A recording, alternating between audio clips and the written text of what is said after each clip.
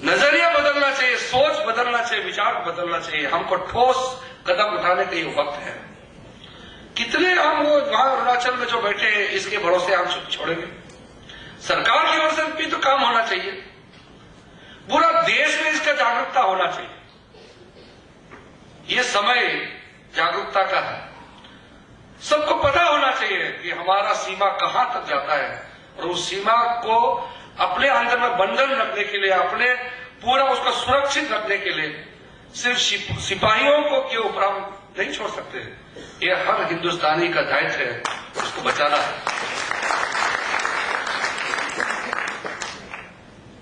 आज अगर पूर्वोत्तर को अगर कहीं खतरा है तो घुसपैठियों से खतरा है। जो ये ह्यूमन इन्वेजन है, ये कोई राजनीतिक मुद्दा नहीं है, ये राष्ट्रीय मुद्दा है और इसमें कोई राजनीति भी नहीं होना चाहिए। ये राजनीतिक, अगर कोई राजनीति करता है तो बहुत गलत बात है। आज आसाम का 35% जनसंख्या वो बांग्लादेशी है। ये कोई धर्म की बात भी नहीं है। आज करीब 1.5 करोड़ बांग्लादेशी घुसपैठ पूरे के पूरे पूर्वोत्तर में बिछाए हुए हैं। ये बहुत बड़ा मुद्दा है। आज हमको कोई आक्रमण आसानी से नहीं कर सकते, हम भी एक महाशक्ति है। लेकिन जो अंदर से घुस करके आपको पूरा आपके डेमोग्राफिक पैटर्न को अगर बदल दिया, उसका आप क्या कर सकते हैं?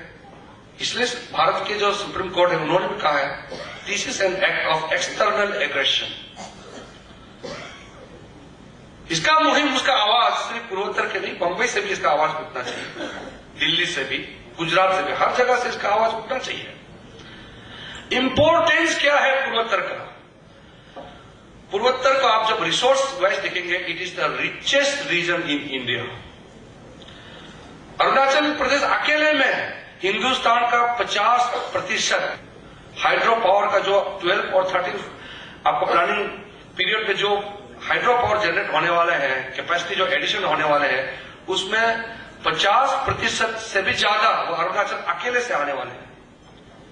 यूरेनियम मेघालय में, हम जब अभी यूरेनियम न्यूक्लियर डील का बात करते हैं, वो यूरेनियम तो मेघालय में बड़ा पड़ा है।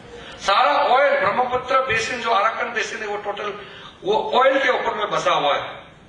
इतना रिच रीजन है, लेकिन लोग गरीब क्यों हो गए? The state is rich, people are poor. ये विडंबना है, ये कैसे हो गया? इसके लिए सरकार की ओर से भी मैं खुद भी जिम्मेवारी लेता हूं, मैं एक संसद सदस्य हूं, मेरा भी जिम्मेवारी बनता है। सोचना चाहिए इसमें। North east must be the hub of India's economic activities with regards to east and south east Asia. वहां से शुरू होना चाहिए। North east should not be the end of India, north east should be the beginning of India.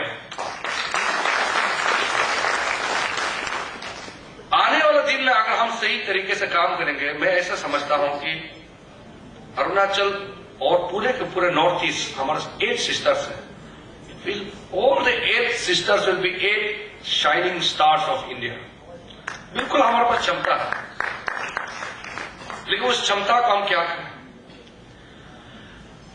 इसलिए अब कोई अगर वहां अरुणाचल के कोई युवा या मेघालय के, नागालैंड के, मणिपुर, त्रिपुरा, मिजोरम, सिक्किम के अगर कोई कहता है कि हम भारत से अलग होना चाहते हैं, मैं तो उसको बुलाता हूं, भाई आप भारत से अलग होना क्यों चाहते हैं? कोई अलग होना नहीं चाहते। वो तो इकोनॉमिक प्रॉब्लम्स है और वो गलती से उसको कोई दिशा नहीं मिला, इसलिए AK-47 पकड़े हुए हैं। इसलिए कहते हैं कि हम भारत से अलग होना चाहते हैं। दिल से कोई भारत से अलग होना नहीं चाहते।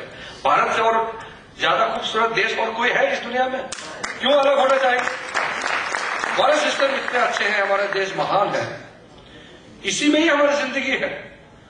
ये विचार लाना भी ठीक बात नहीं है, लेकिन खतरा तो बनाया हुआ है, उस खतरे को भी पहचानना चाहिए। खतरे का घंटी तो लगातार बजते आया है, अगर उसको पहचानेंगे नहीं तो हम कहने से भी वो रोक नहीं सकते, क्योंकि ऐसे तत्व लोग रहे, ऐसे एलिमेंट्स हैं,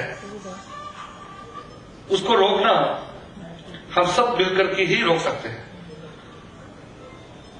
और कभी कभी मैं समझता हूं कि हम लोगों में एक दूसरे के प्रति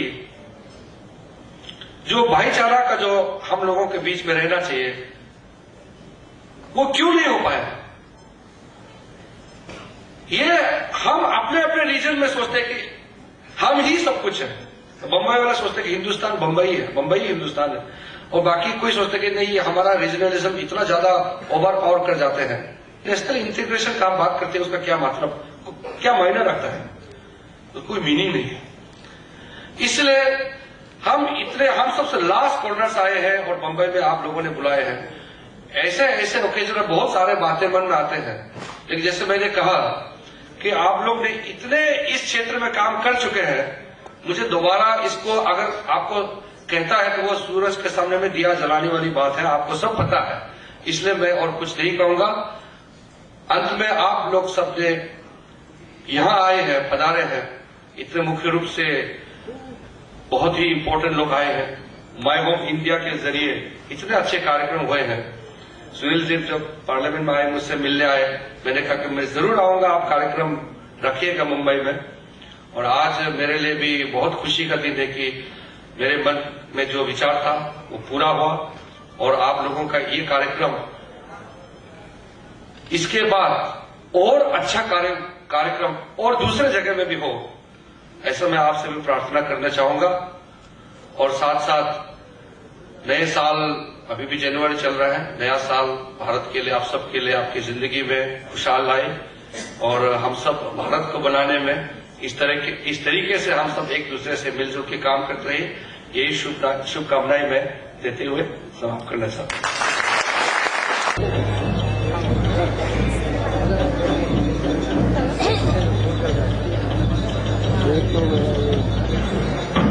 हूं।